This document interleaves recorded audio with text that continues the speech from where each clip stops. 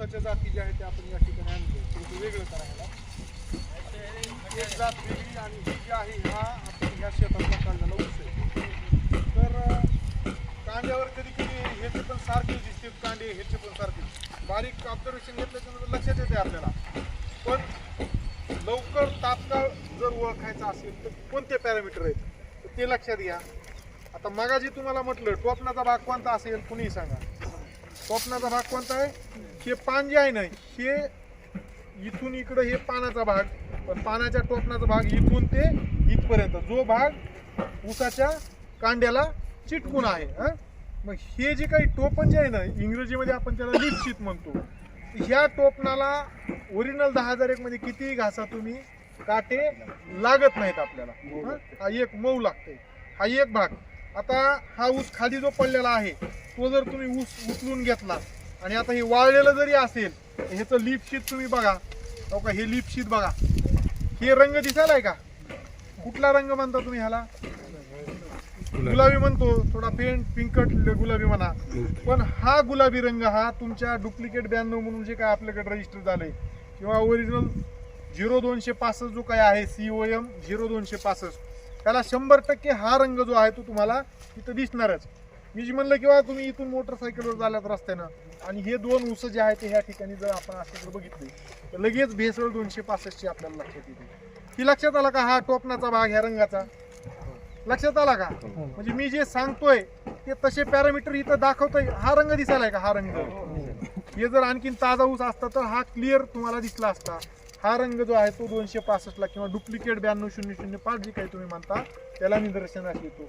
असं जर तुम्हाला निदर्शनास आलं. दुसरं आता 265 मध्ये काय होतं, हे जे कांडे असतात ना असं बॅरल जे असतं ना आपण ते ऑइलचे बॅरल जे घेतो पिवळ्या रंगाचे आपलं निळ्या रंगाचे ते कसे असतात मधल्या साईडला थोडेसे फुगीर असतात. ते फुगीर जसं ज्या ऊसाचं हे जे काही कांड आहे ना हे फुगीर जर दिसलं तर समजून जायचं ते 265 आहे. हे का सांगतोय?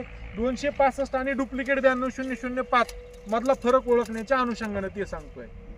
आता त्याच्या पुढे जाऊन हा रंग आता मेजर आपल्याला काय आहे की 10,001 ची नोंद ओरिजिनल 10,001 घ्यायची आहे.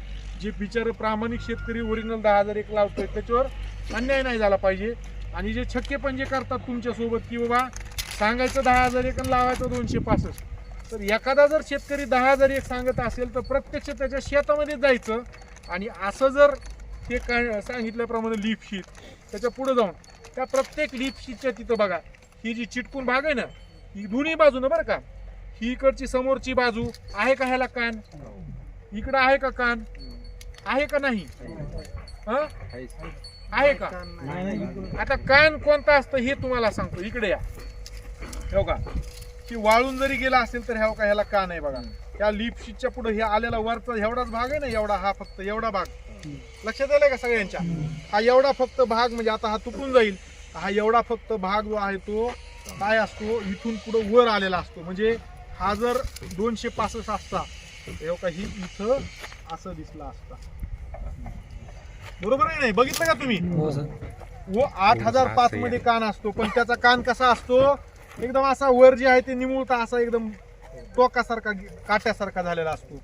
पण हे जे आहे आता हा कान 8632 मध्ये असतो, 265 मध्ये असतो, 8005 मध्ये असतो. पण प्रत्येकाचे कानाचे प्रकार सुद्धा वेगळे आहेत. त्याचं डिटेल्स मी तुम्हाला व्हॉट्सअपला शेअर करतो. PDF त्याची जी आहे ते आपण शेअर करू, त्याच्यावरही तुम्हाला लक्षात येईल. तर हा जो कान आहे हा जर कान इथं असेल तर समजून जायचं तो 265 आहे. ओरिजिनल 10,001 मध्ये मग आता कान असतो का नसतो? सगळ्याचं लक्षात आलं? ही एक एकदम साधी सोपी खूण आहे ओरिजिनल 10,001 ओळखायची. आपल्याला जास्त डोकं लावायचं नाही. ओरिजिनल 10,001 ची नोंद ओरिजिनल 10,000 म्हणून घ्यायची. ओरिजिनल 8632 ची ओरिजिनल 8632 म्हणून घ्यायची. बाकी तुमच्या दुसरीकडे इकडं जाती कुठल्याही नाहीत.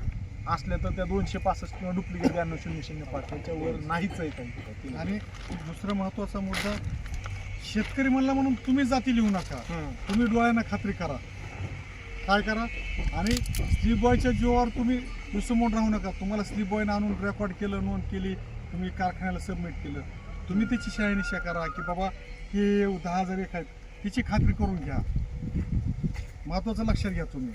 काय होईल माहिती आहे का साहेब, प्रत्येक जण खालच्या सिस्टीमला काम करून घ्यायला बरोबर, पण वरच्याला कळायला पाहिजे ना की खाली नेमकं काय चाललंय, की काय त्या गटामध्ये किती आहेत, आपले सभासद किती आहेत, आपले बिगर डिपॉझिट किती आहेत, ज्या घरात शेअर्स आहेत त्याच्याच नावानं नोंद घ्या, त्याच्या भावाच्या त्याच्या कुटुंबातल्या व्यक्तीच्या नावावर बिगर डिपॉझिटर म्हणून नोंद घ्या. नसतं आज काय होते, माझ्याकडे 2 एकर जमीन असती आणि मी घरातली 5 एकरची नोंद देतो, तसंही घेऊ नका, त्याची घ्या नोंद, पण त्याची बिगर डिपॉझिटर मध्ये घ्या.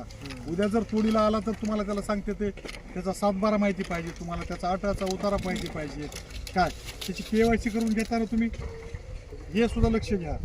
डोळा सांगितलं. आता आणखीन एक दुसरा विषय, डोळ्याचं जर तुम्ही दोन्ही ऊसाच्या जर बघितलं भाग, आता बडगुरू जे म्हणतात ना, हो काही एकदम नॉर्मल जे आहे ते पन्हाळ ह्या ठिकाणी दिसते, की कुठलंही ऊसाचं वय झालं की एखाद्या दिवस ते त्या ठिकाणी प्रॉमिनंट दिसू शकते. जसं आता हा ऊस थोडासा उभा करू आपण, हा ओरिजिनल 10,001 जर तुम्ही बघितला तर खालच्या साईडला बघा बडगुरू, किंवा इथं ह्या ठिकाणी कुठं तरी एकदम नॉर्मल बघा दिसतंय का, हे असं वर आलेलं हे जे आहे, किंवा हा इथं बघा, हो का ही जी बडगुरू आहे ना, ती पन्हाळ म्हणा किंवा खाच म्हणा, दिसाली का नाही, तर ही खाच जी आहे ते ओरिजिनल 10,001 मध्ये दिसते आपल्याला.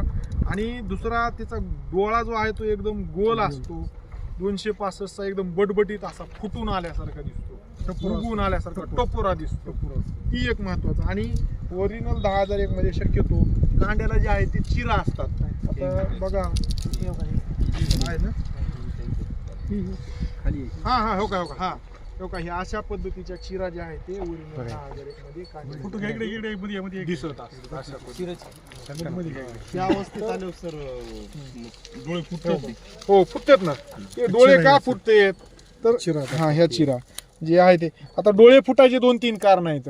जर ऊसामध्ये जर कांडी किडीचा प्रादुर्भाव झाला, कुठंतरी या भागामध्ये कुठं कांडी किडीचा प्रादुर्भाव झाला तर वर लगेच पांगशा फुटायला जे आहे ते त्या ठिकाणी सुरू होतात. वय झालं त्याचं पूर्ण, युरिया शेतकऱ्यानं टाकला असेल पूर्ण वय झाल्याच्या नंतर, किंवा बेचक्यामध्ये युरिया ते लहान असताना पडला असेल तर त्यावेळेस जे आहे ते पांगशा फुटायला सुरू होतात. जास्त पाऊस पडला, पावसासोबत नत्र सुद्धा येते, त्यावेळेस सुद्धा पांगशा फुटायला जे आहे ते चालू होतात. शक्यतो 265च्या क्रॉसमध्ये ते बऱ्यापैकी होते. आता ओरिजिनल 265 हा सगळ्यात जास्त जो आहे तो, किंवा तुमचा 92 बुरशीजन्य रोगाला बळी पडतो. बघा ह्याचे सगळे पानं जे आहेत बुरशीजन्य रोगाने जे आहे ते सगळे टिपके जे आहे ते विटकरी रंगाचे त्या ठिकाणी आलेले आहेत. तर ओरिजिनल 10,001 ओळखायचा कसा लक्षात आलं का, आणखीन त्याच्या पुढे जाऊन बरं का, त्याला जर तुम्ही हे केलं ना, असं म्हणजे मोडायला जो प्रयत्न केला तर खटकून जे आहे ते मोडतंय. ही मोडला नाही म्हणजे तो नाही असं नाही, मोडायचं पॅरामीटर हे लय पुढचं आहे, समजा लईच लक्षात नाही गेलं हे तर त्यावेळेस. पण हा जसा फुटून पडला किंवा ह्याचा जो काही बाणासारखा जो काही हे होतो रबरासारखा, हा एवढा जास्त नाही इतर जातीच्या कम्पॅरेटिव्ह. हे जे आहे ते खटकून मोडायचं किंवा कुठूनही आपण हे तोडा गेलं तरी खटकून फुटतंय. बाकीचे जे आहेत ते मात्र काय होतात, असे प्युअर रबरासारखे, चांगला बांधायचा बाण आपण जे लहानपणी करत होतो का सरकाळा उडवण्यासाठी, तर ते 265 तेवढं जास्त होतं. हे मात्र काय होतं, खटकून मोडतंय. तर हे लय पुढचं ही ऑब्झर्वेशन आहे. आपल्याला जास्त ऑब्झर्वेशन जे आहेत ते सांगितल्याप्रमाणे कांडे एक आणि दुसरा विषय पानांच्या टिपणी, हे ऑब्झर्वेशन तुम्ही नोंद घेताना जे आहे ते बघा. त्या पद्धतीने जे आहे ते ओरिजिनल 10,001च्या नोंदी जे आहे ते तुम्ही घेणं गरजेचं. चालेल. आता काही प्रश्न असतील तर आणखीन तुम्ही विचारू शकता.